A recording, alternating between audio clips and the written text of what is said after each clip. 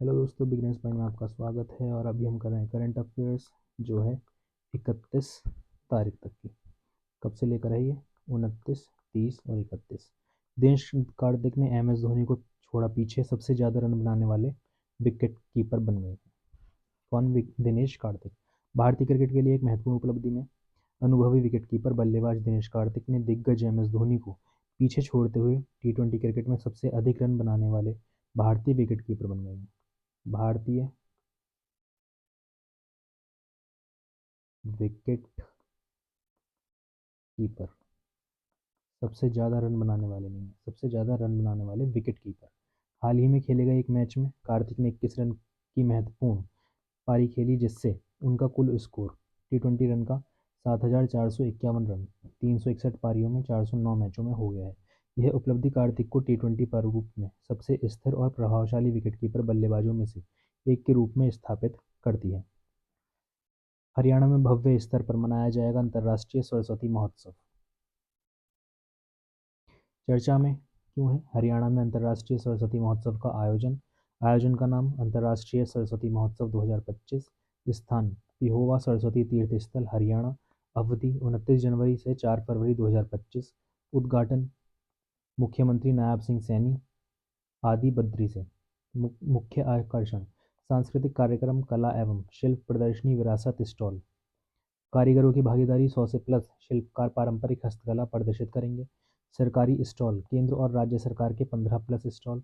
खाद्य स्टॉल 10 समर्पित food court stall.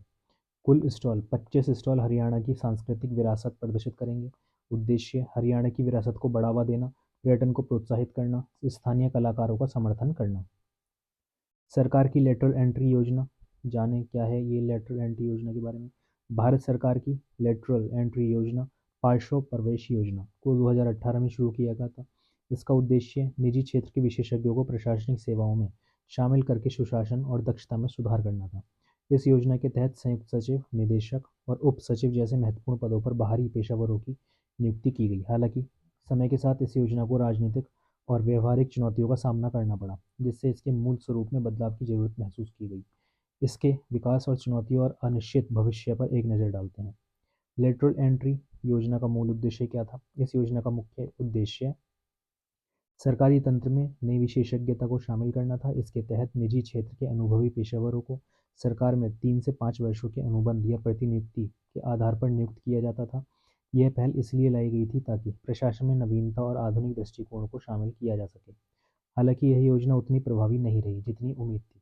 2018 से अब तक केवल 63 नियुक्तियां की गई और यह योजना के निजी क्षेत्र के बजाय सार्वजनिक क्षेत्र पीएसयू के अधिकारियों को अधिक आकर्षित करती दिखी। इस अपेक्षा और वास्तविकता के बीच के अंतर ने योजना की प्रासंगिकता पर सवाल खड़े कर दिए। योजना को राजनीतिक विरोध क्यों झेलना पड़ा? अगस्त 2024 में भारत सरकार को लेटरल एंट्री के तहत 45 नए अधिकारियों की भर्ती के फैसले को वापस लेना पड़ा। कारण क्या था? विपक्षी दलों द्वारा सामाजिक न्याय और आरक्षण प्रणाली की अनदेखी के आरोप। कई राजनीतिक दलों और सामाजिक संगठन ने सरकार पर आरोप लगाया कि यह योजना आरक्षित वर्गों के हक को नज़रअंदाज कर रही है। इस विरोध के बाद केंद्रीय मंत्री अश्विनी वैष्णव ने यह स्पष्ट किया कि प्रधानमंत्री नरेंद्र मोदी ने भविष्य में लेटरल एंट्री के तहत होने वाली सभी नियुक्तियों में जाति आधारित आरक्षण लागू करने का आश्वासन दिया है। यह कदम सरकार द्वारा विशेषज्ञता और सामाजिक न्याय के बीच संतुलन स्थापित करने का प्रयास माना जा रहा है। लेटरल एंट्री योजना का भविष्य क्या होगा? वर्तमान में इस योजना की समीक्षा चल रही है और इसके मूल स्वरूप में वापसी की संभावना कम है। सरकार इसे पुनर्गठित करने पर विचार कर रही है ताकि यह अधिक प्रतिभाओं को आकर्षित कर सके और साथ ही न्यायसंगत प्रतिनिधित्व को भी सुनिश्चित कर सके। संभावित बदलावों में आरक्षण व्यवस्था का समावेश, चयन प्रक्रिया में सुधार और अधिक संविधान संगत नीति बनाना शामिल हो सकता है। हालांकि इस योजना के भविष्य को लेकर अनिश्चितता बनी हुई है। लेटरल एंट्री योजना का भारतीय प्रशासन पर प्रभाव। लेटरल एंट्री योजना सरकार की एक महत्वाकांक्षी पहल थी जिसका उद्देश्य प्रशासनिक सेवाओं को नए विचारों और आधुनिक विशेषज्ञता से सशक्त बनाना था। लेकिन राजनीतिक दबाव और न्यायसंगत भर्ती प्रक्रिया को लेकर उठे सवालों के कारण यह योजना गंभीर चुनौतियों का सामना कर रही है। सरकार का यह निर्णय, इसे संशोधित किया जाएगा, यह दर्शाता है कि वह विशेषज्ञता को बढ़ावा देने के साथ साथ सामाजिक न्याय के सिद्धांतों को बनाए रखने के लिए प्रतिबद्ध है। इसलिए जब तक योजना को एक नए और संतुलित स्वरूप में नहीं लाया जाता, तब तक इसका क्रियान्वयन अनिश्चित बना रहेगा। खेलो इंडिया विंटर गेम्स 2025, लद्दाख शीर्ष पर रहा, सेना ने जीता आइस हॉकी खिताब। मुख्य बिंदु और खबरों में क्यों है। लद्दाख ने खेलो इंडिया विंटर गेम्स 2025 में पहला स्थान हासिल किया, सेना ने आइस हॉकी खिताब बरकरार रखा। कुल विजेता लद्दाख 7 पदक 4 स्वर्ण, दूसरा स्थान तमिलनाडु 5 पदक 3 स्वर्ण, तीसरा स्थान महाराष्ट्र 10 पदक 2 स्वर्ण। लद्दाख का शीर्ष प्रदर्शन मिश्रित रिले स्वर्ण, Ladakh 3:02.19 second. Skating champion Tamil Nadu Yashashri, महिला 500 मीटर लॉन्ग ट्रैक 58 सेकंड। महिला आइस हॉकी विजेता लद्दाख आईटीबीपी को 4-0 से हराया। पुरुष आइस हॉकी विजेता भारतीय से। सिक्किम टैक्स फ्री क्यों है। सिक्किम टैक्स फ्री क्यों है। सिक्किम भारत के उत्तर पूर्वी क्षेत्र में स्थित एक सुरम्य राज्य अपनी खूबसूरत वादियों, समृद्ध सांस्कृतिक विरासत और विशिष्ट कर नीतियों के लिए प्रसिद्ध है। अन्य भारतीय राज्यों की तुलना में सिक्किम को विशेष कर मुक्त स्थिति प्राप्त है जो इसे अद्वितीय बनाती है। इस लेख में सिक्किम की कर मुक्त स्थिति के ऐतिहासिक, कानून और सामाजिक आर्थिक पहलुओं पर प्रकाश डाला गया है। सिक्किम कर मुक्त क्यों है। एक स्वतंत्र राज्य के रूप में सिक्किम सिक्किम भारत में विलय से पहले नामगल्य वंश द्वारा शासित एक स्वतंत्र साम्राज्य था। इसका अपना प्रशासनिक और कर प्रणाली थी जो भारत के अन्य राज्यों से भिन्न थी। भारत सिक्किम संधि 1950। भारत की स्वतंत्रता के बाद 1950 में भारत और सिक्किम के बीच एक संधि हुई, जिससे सिक्किम को भारत का एक संरक्षित राज्य प्रोटेक्टर बना दिया गया। इस संधि के तहत सिक्किम को आंतरिक स्वायत्तता दी गई, जबकि भारत ने इसकी रक्षा, विदेशी मामलों और संचार व्यवस्था को नियंत्रित किया। 1975 में भारत में विलय। 1975 में एक जनमत संग्रह के बाद सिक्किम आधिकारिक रूप से भारत का 22वां राज्य बन गया। हालांकि इस विलय की शर्तें विशेष थीं। 36वां संविधान संशोधन अधिनियम 1975 के माध्यम से भारतीय संविधान में अनुच्छेद 371F जोड़ा गया, जिससे सिक्किम की विशिष्ट पहचान, कानूनी व्यवस्थाओं और कर छूट जैसे विशेष अधिकारों को बनाए रखा गया। कानूनी आधार अनुच्छेद 371F और कर छूट। भारतीय संविधान का अनुच्छेद 371F। यह अनुच्छेद सिक्किम की विशिष्ट पहचान को सुरक्षित रखता है और ये सुनिश्चित करता है कि सिक्किम के मौजूदा कानून और विशेष अधिकार जारी रहें, जिससे कर छूट भी शामिल है। सिक्किम आयकर नियमावली 1948। सिक्किम का कर ढांचा पहले से ही 1948 की सिक्किम आयकर नियमावली द्वारा संचालित था। भारत में विलय के बाद इसे धीरे धीरे राष्ट्रीय कानूनों के अनुरूप लाया गया, लेकिन स्थानीय सिक्किमी निवासियों के लिए विशेष कर छूट जारी रखी गई। 2008 में कर कानून में बदलाव। धारा 10 26 ट्रिपल ए 2008 के केंद्रीय बजट में आयकर अधिनियम की धारा 10 26 ट्रिपल ए जोड़ी गई, जिससे सिक्किम के निवासियों के लिए कर छूट को औपचारिक रूप दे दिया गया। धारा 10 26 ट्रिपल ए के प्रमुख प्रावधान आयकर छूट। सिक्किम के निवासी राज्य के भीतर अर्जित आय, लाभांश और प्रतिभूतियों यानी कि सिक्योरिटीज से प्राप्त ब्याज पर आयकर से मुक्त हैं। सेबी छूट। सिक्किम के निवासियों को भारतीय प्रतिभूति विनिमय बोर्ड सेबी द्वारा निवेश के लिए पैन कार्ड की आवश्यकता से मुक्त कर दिया गया है। सर्वोच्च न्यायालय का ऐतिहासिक निर्णय और प्रभाव। पुराने भारतीय निवासियों का अपवर्जन, exclusion of old Indian settlers. शुरुआत में धारा 10 26 ट्रिपल ए ने 1975 से पहले सिक्किम में बसे भारतीय नागरिकों को कर छूट से बाहर रखा था। इसके खिलाफ सिक्किम के पुराने भारतीय निवासियों के संघ ने याचिका दायर की, जिसमें इसे भेदभावपूर्ण बताया गया। सर्वोच्च न्यायालय का ऐतिहासिक फैसला। सर्वोच्च न्यायालय ने अपने निर्णय में कहा कि सिक्किम के सभी निवासियों को कर छूट का लाभ मिलना चाहिए, चाहे वे पुराने भारतीय निवासी हों या वे महिलाएं जिन्हें 1 अप्रैल 2008 के बाद गैर सिक्किमी पुरुषों से विवाह किया हो। कोर्ट ने अनुच्छेद 14 समानता का अधिकार, 15 भेदभाव निषेध और 21 जीवन का अधिकार का हवाला देते हुए इस अपवर्जन को असंवैधानिक करार दिया। वर्तमान स्थिति और कर मुक्त स्थिति के लाभ। कर छूट का सार्वभौमिक विस्तार। सर्वोच्च न्यायालय के फैसले के बाद कर छूट का लाभ सभी पात्र सिक्किम निवासियों को दिया जा रहा है, जिसमें शामिल है आयकर छूट। सिक्किम के भीतर अर्जित आय पर कोई कर नहीं है। निवेश लाभ। भारतीय प्रतिभूति बाजार में निवेश के लिए पैन कार्ड की अनिवार्यता समाप्त कर दी गई। सामाजिक आर्थिक प्रभाव। सिक्किम की कर मुक्त स्थिति से राज्य के आर्थिक विकास और सामाजिक कल्याण में वृद्धि हुई है। यह नीति निवेश को आकर्षित करती है, पर्यटन को बढ़ावा देती है, अधोसंरचना इंफ्रास्ट्रक्चर के विकास में सहायक होती है। निष्कर्ष। सिक्किम की कर मुक्त स्थिति ऐतिहासिक, कानूनी और सामाजिक कारणों से स्थापित की गई है। अनुच्छेद 371F और धारा 10 26 ट्रिपल ए के तहत सिक्किम को विशिष्ट कर लाभ दिए गए हैं जिससे राज्य की आर्थिक और सामाजिक प्रगति को गति मिली है। सर्वोच्च न्यायालय के हालिया निर्णय ने समानता और निष्पक्षता को सुनिश्चित करते हुए इस नीति को और अधिक समावेशी बना दिया है। ऑस्ट्रेलिया ने जीता आईसीसी महिला चैंपियनशिप का खिताब। खबरों में क्यों है? ऑस्ट्रेलिया ने आईसीसी महिला चैंपियनशिप ट्रॉफी जीती। विजेता ऑस्ट्रेलिया। चक्र 2022-25। सीधे क्वालिफाई करने वाली टीमें Australia, England, Bharat, Sri Lanka, New Zealand, दक्षिण अफ्रीका। क्वालिफायर के लिए Bangladesh, Pakistan, West Indies, Ireland, Scotland और थाईलैंड। ये सब क्या थी? क्वालिफाई करने वाली टीमें। पीएम मोदी ने उत्कर्ष ओडिशा बिजनेस कॉन्क्लेव का उद्घाटन किया। पीएम मोदी ने उत्कर्ष ओडिशा व्यापार सम्मेलन का उद्घाटन किया। Utkarsh Odisha make in Odisha conclave 2025। ये क्या था? कार्यक्रम का नाम। कहाँ पे है स्थान? भुवनेश्वर, ओडिशा, जनता मैदान में। उद्घाटन करने वाले पीएम मोदी। अन्य प्रमुख उपस्थितिगण मुख्यमंत्री मोहन चरण मांझी, धर्मेंद्र प्रधान, अश्वनी वैष्णव। व्यापार प्रतिनिधि भारत के उद्योग जगत के नेताओं और 16 देशों के राजनयिक। एजेंडा निवेश प्रोत्साहन, नेटवर्किंग, क्षेत्र विशेष चर्चाएं। मुख्य ध्यान ओडिशा के औद्योगिक विकास को मजबूत करना और निवेश आकर्षित करना। प्रमुख औद्योगिक उपस्थिति अनिल अग्रवाल, नवीन जिंदल, ओम मंगलम बिरला, करण अडानी। उपराज्यपाल मनोज सिन्हा महाराजा हरि सिंह पुरस्कार से सम्मानित। चर्चा में क्यों है? लेफ्टिनेंट गवर्नर मनोज सिन्हा को जम्मू में आयोजित एक समारोह में महाराजा हरि सिंह पुरस्कार से सम्मानित किया गया। यह कार्यक्रम गुलिस्तान न्यूज़ नेटवर्क द्वारा Maharaja Hari Singh Peace and Harmony Award 2024-25 के तहत आयोजित किया गया था। पुरस्कार की मान्यता यह सम्मान जम्मू कश्मीर में सुधार और योजनाओं के लिए एलजी सिन्हा के योगदान को मान्यता देने के लिए प्रदान किया गया। महाराजा हरि सिंह को श्रद्धांजलि। एलजी सिन्हा ने महाराजा हरि सिंह के जम्मू कश्मीर के भारत में एकीकरण और उनके सामाजिक सुधारों में योगदान को रेखांकित किया है। मरणोपरांत सम्मानित व्यक्तित्व इस पुरस्कार के तहत पंडित प्रेमनाथ डोगरा, पंडित गिरिधारी लाल डोगरा और श्री देवेंद्र सिंह राणा को जन कल्याण में उनके योगदान के लिए सम्मानित किया गया। महाराजा हरि सिंह की विरासत। वे दूरदर्शी नेता थे। कैसे थे? दूरदर्शी नेता थे जिन्होंने महिला सशक्तिकरण, शिक्षा, स्वास्थ्य सेवा और सामाजिक उत्थान को बढ़ावा दिया।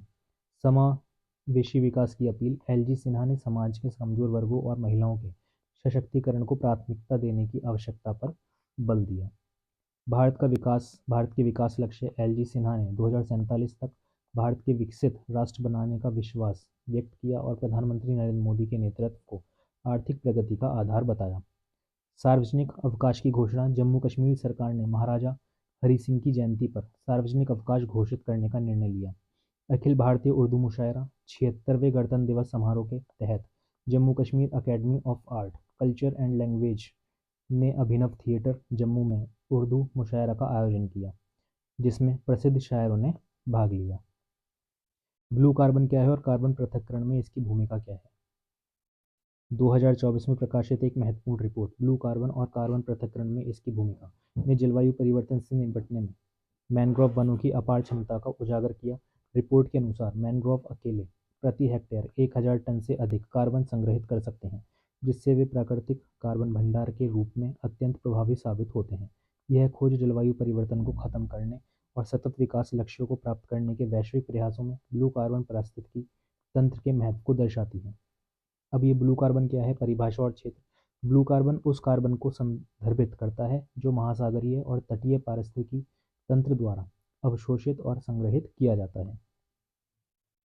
इनमें मैनग्रोव वन, समुद्री घास यानी कि सी ग्रास के मैदान, लवणीय दलदल और ज्वारीय दलदल शामिल है। ये तटीय पारिस्थितिकी तंत्र स्थलीय जमीनी वनों की तुलना में कहीं अधिक प्रभावी ढंग से कार्बन पृथक और संग्रहित करते हैं जिससे वे जलवायु परिवर्तन से निपटने के लिए महत्वपूर्ण बन जाते हैं। ब्लू कार्बन पारिस्थितिकी तंत्र की भूमिका। ब्लू कार्बन पारिस्थितिकी तंत्र पृथ्वी के सबसे प्रभावी कार्बन भंडारों में से एक है। ये स्थलीय वनों की तुलना में अधिक तेजी से कार्बन अवशोषित और संग्रहित करते हैं। ये पारिस्थितिकी तंत्र न केवल CO2 को अवशोषित कर जलवायु परिवर्तन को कम करने में मदद करते हैं बल्कि कई अन्य पारिस्थितिकी लाभ भी प्रदान करते हैं जैसे तटीय सुरक्षा, तूफानों, सुनामियों और समुद्री जलस्तर वृद्धि से बचाव, जैव विविधता संरक्षण, कई समुद्री और स्थलीय प्रजातियों के लिए आवास प्रदान करना, आजीविका सहायता, तटीय समुदायों को मछली, लकड़ी और शहद जैसे संसाधन उपलब्ध कराना, मैंग्रोवों का कार्बन पृथक्करण में योगदान। मैंग्रोव कार्बन भंडारण के पावर हाउस रिपोर्ट के अनुसार मैंग्रोव वनों की कार्बन संग्रहित करने की क्षमता अत्यधिक प्रभावी होती है। ये प्रति हेक्टेयर 1000 टन से अधिक कार्बन संग्रहित कर सकते हैं, जो अधिकांश स्थलीय वनों की तुलना में कहीं अधिक है। मैंग्रोव पेड़ अपने जमीनी और भूभूमिगत दोनों भागों में कार्बन को संग्रहित करते हैं, जिनमें से अधिकतर उनकी मृदा में संरक्षित रहता है। ब्लू कार्बन पारिस्थितिकी तंत्र पर खतरे। इन महत्वपूर्ण पारिस्थितिकी तंत्रों को मानव गतिविधियों से गंभीर खतरा है। प्रमुख कारणों में शामिल है जल कृषि, एक्वाकल्चर, मैंग्रोव को झींगा पालन में बदलना, कृषि विस्तार, तटीय भूमि पर खेती के लिए अतिक्रमण, अत्यधिक कटाई, मैंग्रोव वनों का अनियंत्रित दोहन, प्रदूषण, स्थलीय और समुद्री स्रोतों से अपशिष्ट और रसायनों का फैलाव, शहरी और औद्योगिक विकास, तटीय बुनियादी ढांचे का निर्माण, मैंग्रोव पुनर्स्थापन से आर्थिक लाभ। भारत में मैंग्रोव संरक्षण से आर्थिक विकास। भारत में मैंग्रोव पुनर्स्थापन परियोजना ने पारिस्थितिकी तंत्र को सुधारने के साथ साथ स्थानीय अर्थव्यवस्था को भी बढ़ावा दिया है। 2023 में कोस्टल रेगुलेशन जोन नीति के तहत सरकारी सुधारों और वित्तीय सहायता ने मैंग्रोव वनों को संरक्षित करने की दिशा में ठोस कदम उठाए। वैश्विक आर्थिक प्रभाव। विश्व आर्थिक मंच WEF की रिपोर्ट जून 2023 के अनुसार एकीकृत बहाली विधियों इंटीग्रेटेड रिस्टोरेशन मेथड्स के से तटीय GDP में 15% तक की वृद्धि हो सकती है। आर्थिक सहयोग और विकास संगठन OECD ने 2023 में बताया कि ब्लू कार्बन पुनर्स्थापन में $1 निवेश करने से $6 का आर्थिक लाभ प्राप्त होता है। मैनग्रोव पुनर्स्थापन के लिए सरकारी पहल। MISHTI mangrove initiative for shoreline habitats and tangible incomes. MISHTI योजना भारत और अन्य देशों में 540 किलोमीटर के मैनग्रोव वनों को पुनर्स्थापित करने के लिए शुरू की गई है। मैनग्रोव वनों को दोबारा से पुनर्स्थापित करने के लिए कौन सी योजना है? मिस्टी योजना। इस कार्यक्रम का लक्ष्य दिसंबर 2024 तक 250 किलोमीटर स्क्वायर क्षेत्र को पुनर्स्थापित करना है। इसके तहत तटीय पारिस्थितिकी तंत्र की सुरक्षा, जैव विविधता संरक्षण, स्थानीय आजीविका में सुधार किया जाएगा। भारत की तटीय नियमन नीति CRZ सुधार। मुख्य प्रावधान। CRZ क्षेत्र की परिभाषा। उच्च ज्वार रेखा HTL से 500 मीटर तक का तटीय क्षेत्र और ज्वार रेखाओं के बीच का क्षेत्र CRZ क्षेत्र घोषित किया जाता है। HTL को अधिकृत संस्थानों द्वारा वसंत ज्वार स्प्रिंग टाइड के उच्चतम जल स्तर के आधार पर परिभाषित किया जाता है। CRZ क्षेत्रों का वर्गीकरण। CRZ1 राष्ट्रीय उद्यान मैनग्रोव, मूंगा चट्टानें, बाढ़ प्रवण क्षेत्र। CRZ2 नगर पालिका सीमा के भीतर विकसित तटीय क्षेत्र। CRZ3 ग्रामीण और अपेक्षाकृत अप्रभावित तटीय क्षेत्र। CRZ4 अंडमान निकोबार, लक्षद्वीप और अन्य द्वीपीय क्षेत्र। CRZ में निषिद्ध गतिविधियां। उद्योगों की स्थापना या विस्तार विशेष परिस्थितियों को छोड़कर। खतरनाक पदार्थों का उत्पादन, भंडार या निपटान, अनुपचारित अपशिष्ट या सीवेज का समुद्र में प्रवाह, भूमि पुनर्ग्रहण या समुद्री जल प्रवाह को बाधित करने वाली गतिविधियां। HTL से 200 मीटर के भीतर भूजल निकासी। CRZ में अनुमत गतिविधियां। CRZ1 प्रमुख बुनियादी ढांचा परियोजनाएं जैसे ग्रीनफील्ड हवाई अड्डे। CRZ2 इमारतों का निर्माण या पुनर्निर्माण। CRZ3 HTL से 200 मीटर के भीतर कोई विकास नहीं, केवल आवश्यक मरम्मत की अनुमति। CRZ4 सीवेज उपचार संयंत्र, पारंपरिक मत्स्य पालन संरक्षण और तटीय क्षेत्र प्रबंधन योजना। निष्कर्ष। ब्लू कार्बन पारिस्थितिकी तंत्र न केवल जलवायु परिवर्तन के प्रयासों को कम करने में सहायक है, बल्कि वे तटीय पारिस्थितिकी तंत्र और आजीविका के लिए भी अत्यंत महत्वपूर्ण है। सरकारों और संगठनों द्वारा इन पारिस्थितिकी तंत्रों की सुरक्षा और पुनर्स्थापन के लिए सक्रिय प्रयास से पर्यावरणीय स्थिरता और आर्थिक लाभ दोनों सुनिश्चित किए जा सकते हैं। इसरो ने अपना 100वां मिशन लॉन्च किया। NVS-02 नेविगेशन सैटेलाइट सफलतापूर्वक लॉन्च। खबरों में क्यों है? इसरो ने NVS-02 उपग्रह प्रक्षेपित किया। श्रीहरिकोटा से 100वां मिशन पूरा किया। मिशन का नाम GSLV F-15 NVS-02। लॉन्च स्थल श्रीहरिकोटा सतीश धवन अंतरिक्ष केंद्र। रॉकेट का उपयोग GSLV F-15 उपग्रह NVS-02 नेवलैक श्रृंखला। कक्षा का स्थान, कक्षा स्थापना जियो सिंक्रोनस ट्रांसफर ऑर्बिट GTO। महत्व श्रीहरिकोटा से 100वीं लॉन्चिंग। इसरो द्वारा प्रक्षेपित कुल उपग्रह 548। उठाया गया पेलोड भार कितना है? 120 टन। NAVLC सेवाएं, मानक स्थिति सेवा SPS और प्रतिबंधित सेवा, स्थिति 20 मीटर से कम, समय 40 मिनट 40 सेकंड 40 नैनोसेकंड। भविष्य NVS उपग्रह NVS-03, NVS-04, NVS-05। दूरदर्शन को चुनाव अभियान के लिए सम्मानित किया गया। चुनाव अभियानों के लिए दूरदर्शन को सम्मानित किया गया। पुरस्कार श्रेणी इलेक्ट्रॉनिक मीडिया, मान्यता प्राप्त अभियान, चुनाव का पर्व, देश का गर्व, श्रीलंका लोकसभा चुनाव 2024 के दौरान प्रस्तुति राष्ट्रपति द्रौपदी मुर्मू, प्राप्तकर्ता कंचन प्रसाद, महानिदेशक दूरदर्शन। मुख्य उपलब्धियां 30 मतदाता शिक्षा फिल्में, बहुभाषी सामग्री और विज्ञापन। प्रसारण मंच DD national, DD India, DD news. विशेष ध्यान पहली बार मतदाताओं को प्रेरित करना और देशव्यापी पहुंच। महत्व भारत में मतदाता जागरूकता और लोकतांत्रिक जुड़ाव को मजबूत किया। भारत के एप्पलमैन हरिवंश शर्मा को पद्मश्री पुरस्कार। ये हैं भारत के एप्पलमैन। ठीक है, हरिवंश शर्मा भारत के एप्पलमैन को पद्मश्री से सम्मानित किया गया। पुरस्कार कृषि और नवाचार के लिए पद्मश्री। मुख्य नवाचार HRMN 99 सेब की किस्म, स्वपरागण, कम ठंडक की जरूरत, गर्म जलवायु में पनपने वाली। विशिष्ट विशेषताएं प्रति पौधा 75 किलोग्राम तक फल उत्पादन, उष्णकटिबंधीय और उपोष्ण कटिबंधीय क्षेत्रों में उगता है। मुलायम, रसीला और लाल पीले धारियों वाली त्वचा। उत्पत्ति 1998 में बिलासपुर के पनियाला में सेब के बीजों से विकसित किया गया। प्रमाण द्वारा मान्यता national innovation foundation NIF, ICAR, KVK और कृषि विश्वविद्यालयों द्वारा। भौगोलिक विस्तार बिहार, महाराष्ट्र, कर्नाटक, पूर्वोत्तर और राष्ट्रपति भवन सहित 29 राज्यों केंद्रशासित प्रदेशों में उगाया जा रहा है। किसान सशक्तिकरण पूर्वोत्तर राज्यों में 1 लाख से अधिक पौधे लगाए गए हैं। किसानों की आय और आजीविका में सुधार हुआ है। प्रमुख पुरस्कार राष्ट्रीय पुरस्कार 2017, राष्ट्रीय नवाचारी किसान पुरस्कार 2016, किसान वैज्ञानिक उपाधि 2017। वैश्विक पहचान मलेशिया में 4वें आसियान भारत जमीनी नवाचार मंच 2023 में भारत का प्रतिनिधित्व। सामाजिक प्रभाव आम जनता के लिए सेब को सुलभ बनाया, सेब की खेती में बदलाव लाया और किसानों की आय में वृद्धि की। ChatGPT को पछाड़ DeepSeek AI बना नंबर 1।